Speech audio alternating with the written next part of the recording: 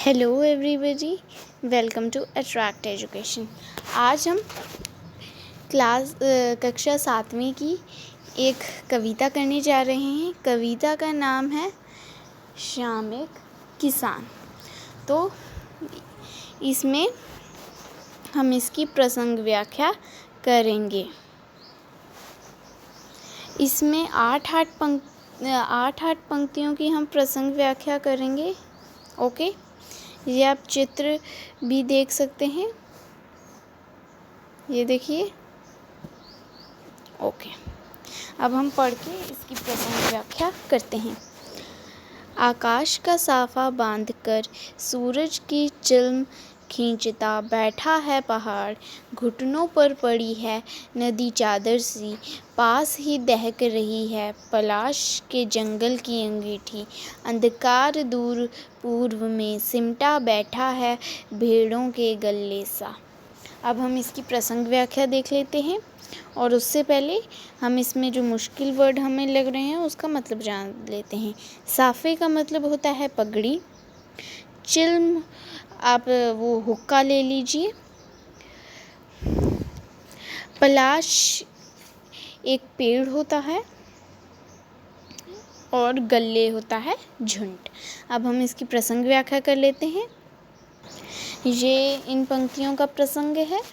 प्रस्तुत पंक्तियाँ हमारी हिंदी की पाठ्य पुस्तक किशोर भारती भाग 1 की कविता श्याम एक किसान से ली गई हैं। इसके कवि सर्वेश्वर दयाल सक्सेना जी हैं। इसमें उन्होंने जाड़े की शाम का वर्णन किया है। अब हम इन पंक्तियों की व्याख्या देख लेते हैं। ये इन पंक्तियों की व्याख्या है। कवि जाड़े की शाम के सुंदर प्राकृतिक दृश्य का किसान के रूप में चित्रण करते हुए कहते हैं कि शाम के इस दृश्य में पहाड़ ऐसा दिख रहा है जैसे बैठा हुआ कोई किसान हो और सिर पर साफा बंधा हुआ हो, अर्थात पहाड़ के सिर पर आकाश साफे के समान बंधा है। पहाड़ के नीचे बहती नदी उस पहाड़ के घुटनों पर रखी चादर जैसी लग रही है। पलाश के पेड़ों पर खिले लाल लाल फूल जलती हुई अंगीठी जैसे लग रहे हैं। पूरब की दिशा में क्षितिज पर अंधकार गहराता जा रहा है, जो सिमट कर बैठी हुई भेड़ों के झुंड जैसा लग रहा है। पश्चिम दिशा में अस्त होने जाता सूरज चिल्म पर सुलगती आग जैसा प्रतीत हो रहा है। चारों ओर वातावरण में शांति छाई हुई है। ये इन पंक्तियों की व्याख्या है। अब हम अगली 8 पंक्तियाँ पढ़ लेते हैं। ये देखिए, ये अगली पंक्तियाँ हैं। आप देख सकते हैं, ये मोर का चित्र है, और ये आखिरी पंक्तियाँ हैं। सर्वेश्वर दयाल सक्सेना जी ने ये कविता लिखी है। अब हम इनको पढ़ लेते हैं।